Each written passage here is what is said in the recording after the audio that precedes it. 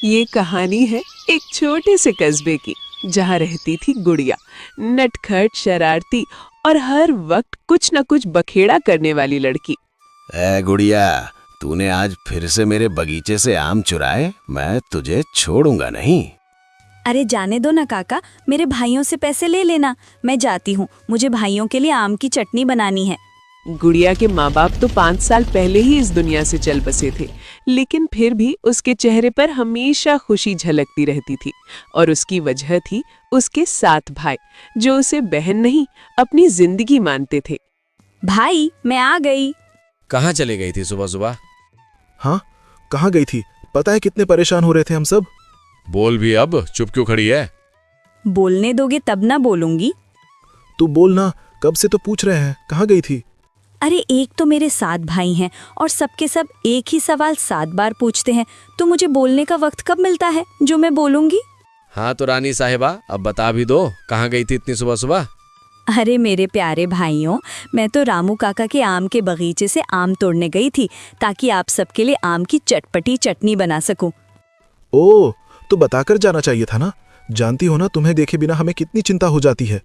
हाँ बाबा, ठीक है, अब शांत हो जाओ, मैं सबके लिए आम की चटनी बनाती हूँ। और छोटे भाई, आप जाकर रोटियां बनाओ, मेरे से रोटियां नहीं बनने वाली, मैं सिर्फ चटनी बनाऊंगी। इस तरह सुबह होते ही हवेली में शांति नहीं, शोर जाग उठता था। कभी किसी की हंसी, कभी किसी की शिकायत। रसोई में अफरा तफरी है, चाय उबल रही है, रोटियां सिक रही हैं और 7 भाई इधर उधर बैठे हुए हैं। गुड़िया, मेरी चाय में चीनी कम है। गुड़िया चाय का कप रखती है, कमर पर हाथ रखकर पलटती है। तो खुद डाल लो महाराज, दोबारा मेरी चाय की बुराई की तो कल से चीनी को जगह नमक डाल दूंगी, समझे? एक पल को सन्नाटा फैलता और फिर जोर का ठहाका। देख लिया गुड़िया से शिकायत करने का नतीजा, अब बोलो कुछ। ऐसे ही घर चलता तो था उसकी आवाज से, लेकिन उसकी खामोशी से रुक भी जाता था। वो सिर्फ बहन नहीं थी, वो सब भाइयों की दिल की धड़कन थी।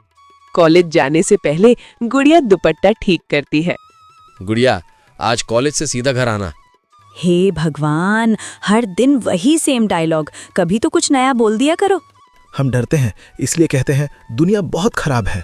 गुड़िया ये सुनकर रुक जाती और हल्की सी मुस्कान के साथ कहती, हाँ बाबा, पता है, तभी तो सुनती हूँ। ये कहते हुए गुड़िया कॉलेज चली जाती। शाम होते ही अगर गुड़िया को कॉलेज से आते हुए देर हो जाती तो सारे भाई परेशान हो जाते। इतनी देर कैसे हो गई और फोन क्यों नहीं उठाया? मैं बच्ची नहीं हूँ भैया, हर बात में पहरा क्यों देते रहते हो? क्योंकि तू हम भाइयों की जान है गुड़िया, और अपनी जिंदगी का ख्याल तो रखा जाता है ना। ये सुनकर गुड़िया चुप हो जाती, लेकिन प्यार जब ज्यादा हो जाए तो वो कभी कभी बोझ भी लगने लगता है। उधर एक दिन जब गुड़िया कॉलेज से वापस घर आ रही थी तो उसे रास्ते में एक लड़का मिलता है। हेलो सुंदरी, कहाँ जा रही हो आप? व्हाट द हेल, लड़कियों से बात करने की तमीज नहीं है। अब सुंदरी कहने में तमीज कहाँ से आ गई? आप हो ही इतनी सुंदर तो सुंदरी बोल दिया मैंने। बस बस, अब क्या काम है वो बताओ। ज्यादा कुछ तो नहीं, बस आपसे मोहब्बत का इजहार करना है। गजब, ना जान ना पहचान, मैं तेरा मेहमान। मेहमान नहीं, हम तो आपके मिस्टर बनना चाहते हैं। ओह, ऐसी बात है तो मिस्टर ब्लंडर, क्या नाम है आपका?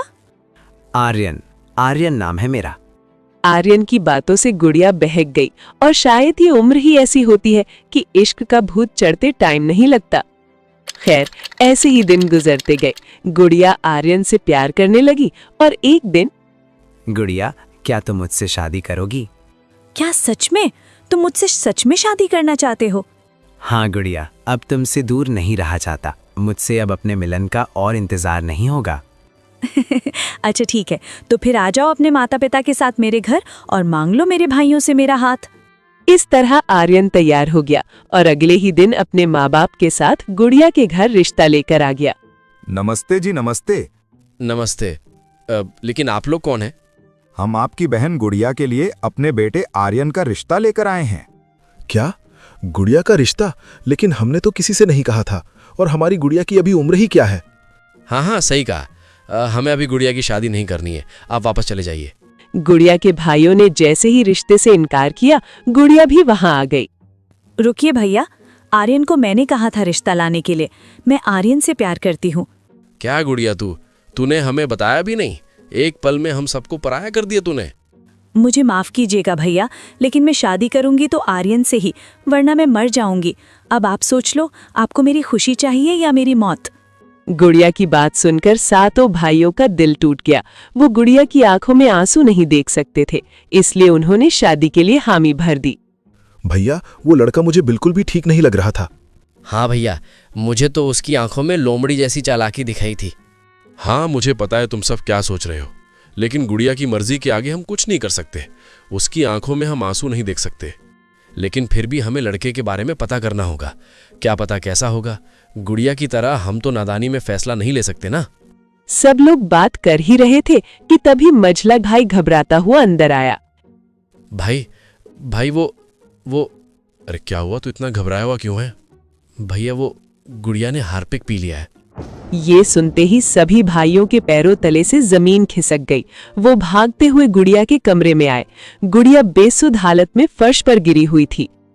सभी भाई जल्दी से उसे हॉस्पिटल ले गए। डॉक्टर ने गुड़िया का इलाज किया और गुड़िया की जान बच गई।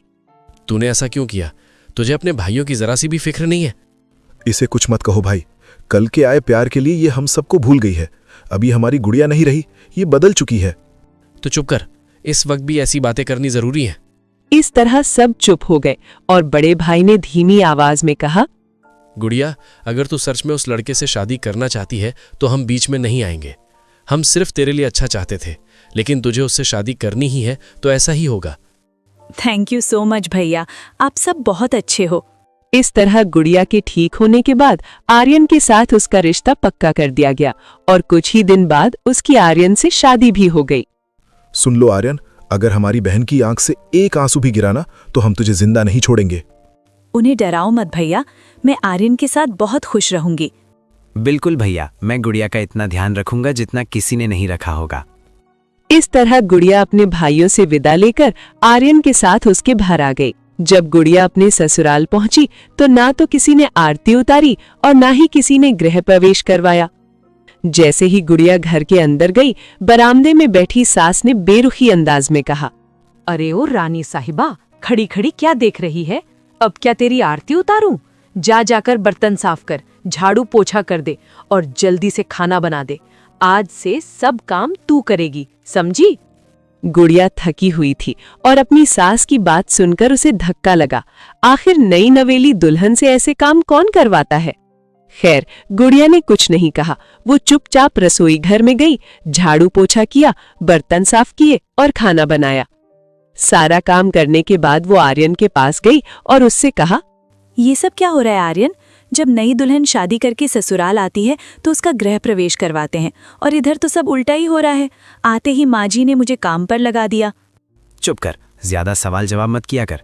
यहाँ तेरे भाइयों जैसे तेरा कोई लाड नहीं करने वाला। जैसा माँ बोले वैसा ही किया कर, समझी? ये कहते हुए आर्यन कमरे से बाहर चला गया। गुड़िया आर्यन का बर्ताव देखकर टूट गई थी, क्योंकि वो एकदम बदल चुका था। शादी से पहले जिस आर्यन से उसे प्यार हुआ था वो ये आर्यन था ही नहीं, वो कोई और ही था। अगले दिन जब गुड़िया चाय बना रही थी तभी उसके भाई का फोन आया, लेकिन जैसे ही वो फोन उठाने लगी उसके ससुर ने उसके हाथ से फोन छीन लिया। ये आप क्या कर रहे हैं पिताजी? आपने मेरा फोन क्यों छीन लिया? तू इस घर की बहू है, चुपचाप काम पर ध्यान दे, मोबाइल पर नहीं, समझी? ससुर की आवाज तेज और बहुत ही डरावनी थी। गुड़िया के अंदर कोई जवाब देने की हिम्मत नहीं हुई। उधर सातों भाइयों को भी गुड़िया की चिंता सताने लगी थी, क्योंकि ससुराल जाने के बाद एक बार भी गुड़िया से बात नहीं हुई थी। कभी कभी आर्यन से उनकी बात होती तो वो कहता, वो भैया गुड़िया घर के काम में बहुत बिजी रहती हैं और उसका फ़ोन भी ख़राब हो गया है, इसलिए आपसे बात नहीं हो पाती। जैसे ही वो फ्री हो जाएगी मैं आपकी बात उससे करवा दूंगा। सातों भाइयों के दिल में भी बेचैनी घर करने लगी थी। आज 7 दिन से गुड़िया का फोन बंद है। हाँ, अब तो दामाद जी का भी फोन नहीं लग रहा। पता नहीं क्या बात है। कहीं कुछ गलत तो नहीं है? मुझे कुछ अच्छा नहीं लग रहा। हमारी गुड़िया ठीक तो होगी ना? सब भाई आपस में बात कर ही रहे थे कि तभी मंझले भाई का दोस्त इंस्पेक्टर अविनाश वहां आया। वाह भाइयों, बहन की शादी कर दी और मुझे बुलाया भी नहीं। अरे क्या बताएं यार अविनाश, सब इतनी जल्दी में हुआ कि किसी को बताने का वक्त ही नहीं मिला। अच्छा अच्छा ठीक है, लेकिन मिठाई तो खिलाओ और शादी की तस्वीरें ही दिखा दो कम से कम। हम भी तो देखें हमारी गुड़िया की शादी किससे हुई है। ये सुनकर छोटे भाई ने अपने मोबाइल में आर्यन और गुड़िया की शादी की तस्वीर अविनाश को दिखाई। तस्वीर देखते ही अविनाश के चेहरे के हाव भाव बदल गए। क्या इस लड़के से गुड़िया की शादी हुई है? हाँ, लेकिन क्या हुआ? तुम इतने चौंक क्यों गए? अरे ये शादी नहीं, तुमने गुड़िया की जिंदगी बर्बाद कर दी। ये लड़का एक नंबर का दलाल है। ये लड़कियों को प्यार के झांसे में फंसाकर उनसे शादी करता है और फिर उन्हें देह व्यापारियों को बेच देता है। ये सुनते ही सातों भाइयों के पैरों तले से जमीन खिसक गई। ये क्या बोल रहे हो तुम? तुम्हें पक्का भरोसा है कि ये वही लड़का है? हाँ, मैं इस चेहरे को कैसे भूल सकता हूँ। इसने कई लड़कियों की जिंदगी बर्बाद कर दी। इसके खिलाफ सैकड़ों केस दर्ज है, लेकिन ये कभी पुलिस की गिरफ्त में नहीं आया। मुझे तो पहले से ही कुछ गलत लग रहा था। हमें जल्द से जल्द कुछ करना होगा। हाँ, हमें जल्द ही कुछ करना होगा। अविनाश, तुम बताओ हम क्या करें? मैं पुलिस हेडक्वार्टर को इन्फॉर्म कर देता हूँ। वो उस चालबाज की लास्ट लोकेशन ट्रैक करने की कोशिश करेंगे और हम उसके बताए पते पर चलते हैं। इस तरह सातों भाई अविनाश के साथ गुड़िया की तलाश में निकल पड़े।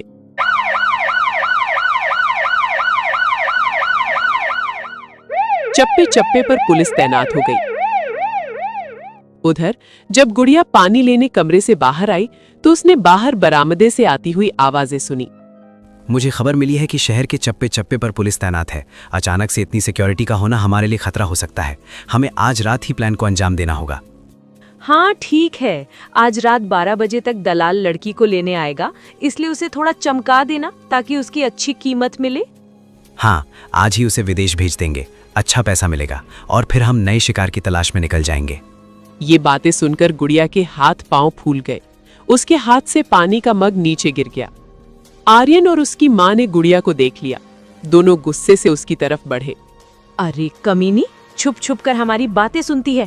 रुक, तुझे तो मैं बताती हूँ। बड़ी हिम्मत आ गई तुझमें। हमारी बातें सुन रही थी। अब जब तुझे पता चल ही गया है तो तैयार हो जा। जल्द ही तेरे जिस्म की नुमाइश होने वाली है।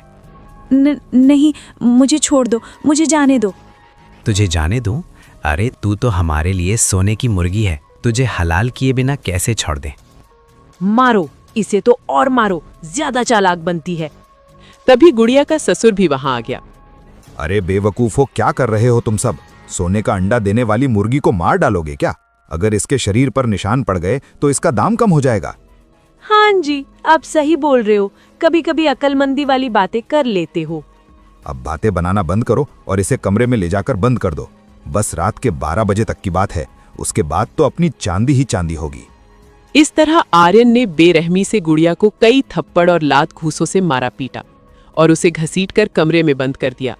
अब वो भाइयों की बहन नहीं थी, अब वो इन भेड़ियों के लिए मांस का टुकड़ा बन चुकी थी। कुछ घंटे बाद रात और ज्यादा गहराने लगी थी। गुड़िया ने अपने आप को संभाला। मुझे कैसे भी करके इनके चंगुल से निकलना होगा। ये सोचते हुए गुड़िया कमरे की खिड़की की तरफ बढ़ी। कमरे की खिड़की बरामदे में खुलती थी। शायद वो लोग इसे बाहर से बंद करना भूल गए थे। गुड़िया खिड़की से कूदकर बरामदे में आ गई। नीचे मेन दरवाजा बंद था और उसके पास ही एक आदमी पहरा दे रहा था। मैं यहाँ से बाहर नहीं जा सकती, मुझे कुछ और सोचना होगा। तभी गुड़िया की नजर बरामदे की टेबल पर रखे फोन पर गई। गुड़िया धीमे कदमों से टेबल की तरफ बढ़ी और अपने कांपते हाथों से फोन उठाया। उसने जल्दी से अपने भाइयों को कॉल मिलाया। बड़े भाई के फोन की रिंगटोन बजी, लेकिन जैसे ही उसने फोन उठाया, आर्यन ने गुड़िया के हाथ से फोन छीन लिया और उसे धक्का देकर फर्श पर गिरा दिया। गुड़िया की एक तेज चीख फोन में उसके भाइयों को सुनाई दी। भैया, मुझे बचा लो, भैया। हमें जल्दी से गुड़िया को बचाना होगा अविनाश, वो खतरे में है। तुम चिंता मत करो, उसके फोन की लोकेशन ट्रैक हो चुकी है। वो यहाँ से थोड़ी ही दूर है। हम जल्द ही वहां पहुंच जाएंगे।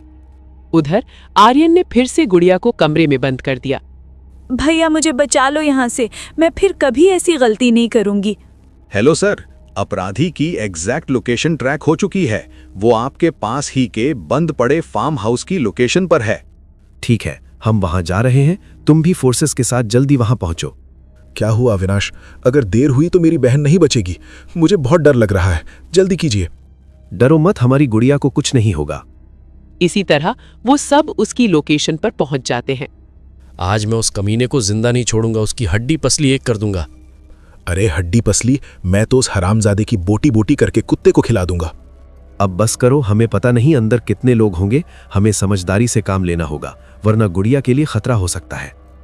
तभी पुलिस के सिपाही भी वहां आ जाते हैं और देखते ही देखते दरवाजा तोड़ देते हैं। हैंड्स अप, कोई चालाकी नहीं करेगा वरना वो जान से जाएगा। हमारी बहन का है? वो ऊपर कमरे में बंद है। मंझला भाई भागकर ऊपर गया। उसने दरवाजा खोला तो सामने गुड़िया जमीन पर गिरी हुई थी। उसकी हालत बहुत खराब थी। गुड़िया,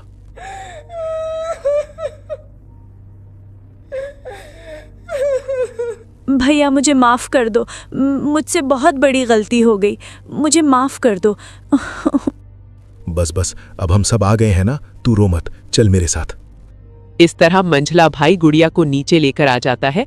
उसकी हालत देखते ही उसके भाइयों का खून खौल जाता है। कमीने, तूने मेरी बहन के साथ ऐसा करने की हिम्मत कैसे की? तुझे तो मैं आज जिंदा नहीं छोड़ूंगा। लेकिन तभी अविनाश उसे रोक देता है। रुक जाइए भैया, ये सिर्फ गुड़िया का नहीं, ऐसी हजारों लड़कियों का गुनहगार है। इसको तो कानून सजा देगा। कांस्टेबल, ले जाओ इन सबको और हवालात में बंद कर दो। फार्म हाउस की जांच में पुलिस को कई नकली पासपोर्ट, नकली वीजा, फोटो, लिस्ट वगैरह मिलते हैं, जिसे देखकर सबके पैरों तले से जमीन खिसक गई। सिर्फ गुड़िया ही नहीं, बल्कि जगह जगह से ऐसी हजारों लड़कियों को अगवा किया गया था और उन्हें नकली पासपोर्ट के जरिए विदेशों में देह व्यापार के लिए भेजा जाने वाला था। ये कोई छोटे मोटे लुटेरे नहीं है भैया, इन सब के पीछे बहुत बड़े बड़े लोगों का हाथ है, जिन पर हम बिना ठोस सबूतों के हाथ भी नहीं डाल सकते। सातों भाइयों ने गुड़िया को तो बचा लिया था, लेकिन ऐसी हजारों गुड़िया अभी भी शिकंजे में थी, जिन्हें कोई बचा पाएगा या नहीं, ये सवाल आज भी जिंदा है।